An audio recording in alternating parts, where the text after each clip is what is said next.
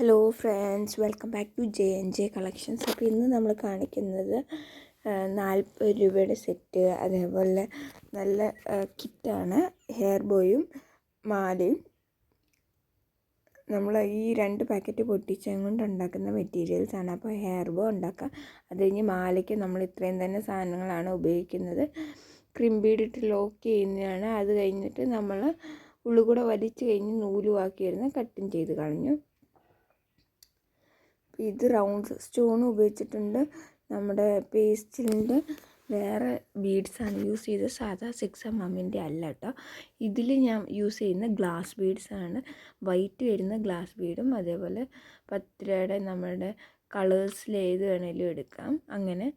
അപ്പോൾ ഇതിന് റേറ്റ് കൂടുതൽ. ഇതിൻ്റെ ഈ റൗണ്ട് സ്റ്റോണിന് വേറെ റേറ്റ് ആയതുകൊണ്ടാണ് ഈ ഒരു കിറ്റിന് വേറെ റേറ്റും വരുന്നത്. അപ്പം ഞാൻ കാണിക്കാൻ കാരണം ഇതിൽ നമുക്ക് മാലയും അതേപോലെ ഹെയർ ബോയും ഉണ്ടാക്കാൻ പറ്റത്തുള്ളൂ. ഇതിൽ കൂടുതൽ സാധനങ്ങൾ ഉണ്ടാക്കാൻ ഗ്ലാസ് ബീഡ്സ് തികയില്ല എങ്കിൽ പേസ്റ്റൽ ബീഡ്സ് കുറച്ചും കൂടി എടുത്തിട്ട് എൻഡിങ്ങിൽ നമ്മുടെ നോർമൽ ബീഡ്സ് 6mm ഇടണം.